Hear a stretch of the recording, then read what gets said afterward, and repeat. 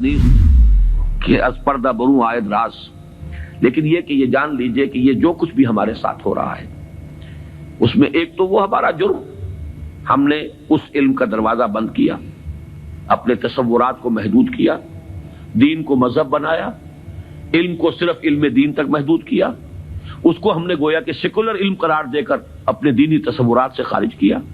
یہ ہماری غلطی، اور اس سے بڑا جرم یہ کہ اس آسمانی ہدایت کے بھی ہم کسٹوڈین تھے پہنچانے کے لیے، اور ہم نے یہ کہ خود اس کو پیٹھ دکھائی، خود اس کو اپنا امام نہیں بنایا، خود اس کو اپنا رہنما نہیں بنایا، اور دوسروں تک پہنچانے کا تو کوئی سروکار ہی نہیں، سوال ہی نہیں۔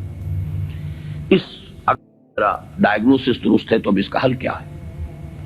پہلے تو یہ کہ اپنی ذمہ داری کو ہم پہچانیں۔ ظاہر بات ہے کہ ذمہ داری جتنا بڑا رتبہ ہے اس کی اتنی ہی بڑی ذمہ داری ہے، اور اگر وہ پہلو تو ہی کرے تو اتنی ہی سخت سزا کا مستوجب ہوتا ہے۔ کمتر درجے کی ذمہ داری ہے، کوتاہی بھی ہو گئی ہے تو کمتر درجے کی سزا کفایت کر جائے گی۔ رتبہ بڑا ہے، جن کے رتبے ہیں بڑے ان کی سوا مشکل ہے، جن کا رتبہ ہے سوا ان کی سوا مشکل ہے۔ تو ہم کسٹوڈین ہیں اس ڈیوائن میسج کے، گائیڈنس کے، رحمت للعالمین کی رحمت للعالمینی صلی اللہ علیہ وسلم، اس کے امین ہم ہیں۔ لہذا پہلا کام تو یہ ہے ہمارے سامنے کہ اس علم کے اندر، جس کے لیے میں اب ایک لفظ استعمال کر رہا ہوں، اسلامائزیشن آف نالج، علم کو دوبارہ مسلمان کرو۔ یہ علم جو ہے، بڑی پیاری بات اقبال نے کہی تھی، عشق کی تیغ جگردار اڑا لی کس نے، علم کے ہاتھ میں خالی ہے میان ہے ساقی۔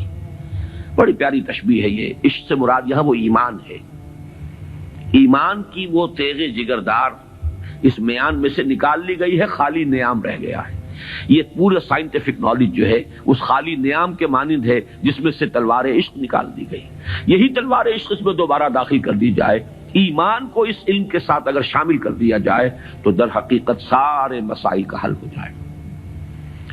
تو پہلا کرنے کا کام یہ ہے کہ وہ فلسفہ، وہ حکمت، وہ علم جو انسان نے اپنی سورسز کے ذریعے سے حاصل کیا، اس کا صحیح ربط اور تعلق قائم کیا جائے اس علم سے جو وحی کے ذریعے سے انسان تک پہنچا۔ ان کے آپس میں ریکنسائل کرنا، ان کے فصل اور بود کو دور کرنا، اور اس میں قرآن کا دعویٰ ہے۔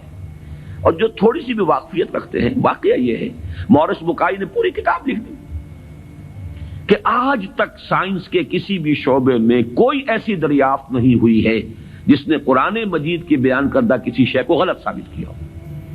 یہ ایک بہت بڑا معجزہ ہے۔ جیسے قرآن کے اعجاز کا اس وقت سب سے بڑا مظہر کیا تھا کہ تمہارے ہاں بڑے سے بڑے فصیح اور بلیغ اور بڑے بڑے خطیب اور شاعر موجود ہیں، اس قرآن جیسا کلام موضوع کر کے لے آؤ۔ اگر تمہارا خیال ہے کہ یہ اللہ کا کلام نہیں، محمد کا اپنا کمپوزڈ کلام ہے، تو لے آؤ، فاتو بسورۃ من مثلی۔ اور کوئی جھوٹ موٹ کو بھی کوئی جرت نہیں کر سکا، اتنی ان کے اندر کم سے کم شرافت تھی، کوئی جھوٹ موٹ کو بھی سامنے نہیں آیا کہ کہتا کہ یہ ہے، میں کلیم کرتا ہوں کہ یہ قرآن جیسا ہے۔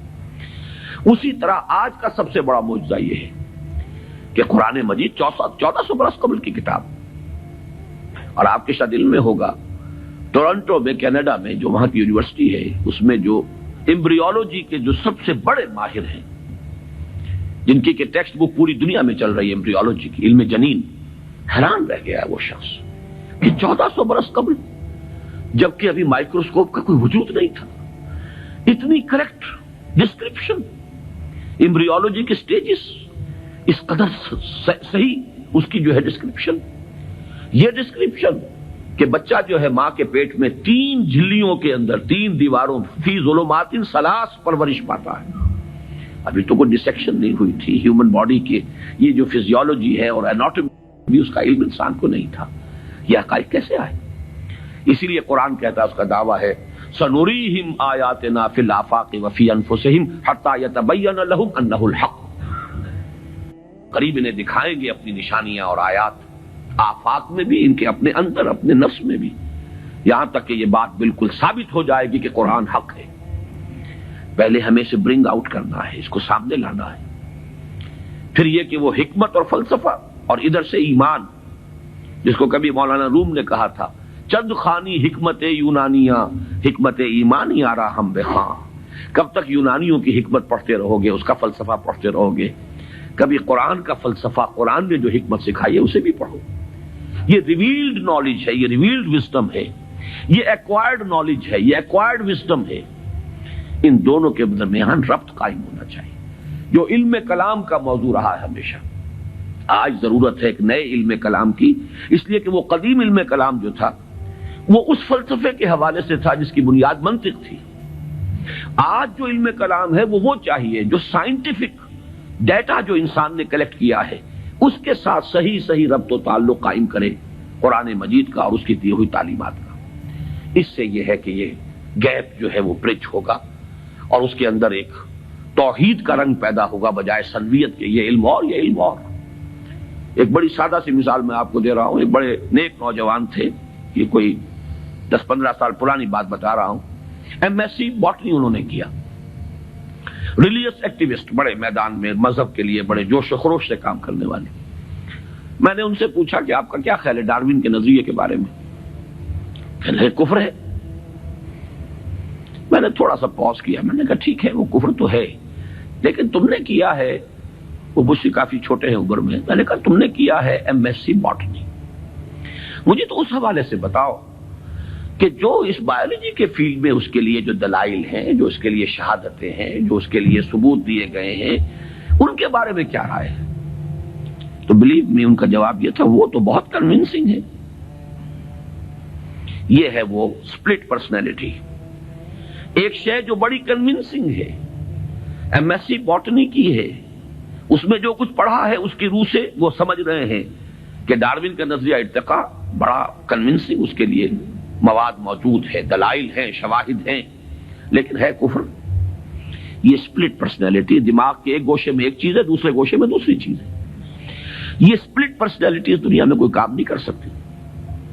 کمپوزڈ پرسنالٹیز، ایک وحدت جس کو کہا ہے قرآن نے علی وجہ البصیرت قل ھذہ سبیلی ادعو الی اللہ علی بصیرۃ انا ومن اتبعنی، اے نبی کہہ دو یہ میرا راستہ ہے، میں اللہ کی طرف بلا رہا ہوں، تو اندھیرے میں ٹامک ٹوئیاں نہیں مار رہا ہوں، علی وجہ البصیرت، نہ صرف میں بلکہ میرے ساتھی جو میرا اتباع کر رہے ہیں وہ بھی دونوں آنکھوں سے راستہ دیکھ کر چل رہے ہیں اور بلا رہے ہیں اگر اس راستے کی طرف تو علی وجہ البصیرت بلا رہے ہیں۔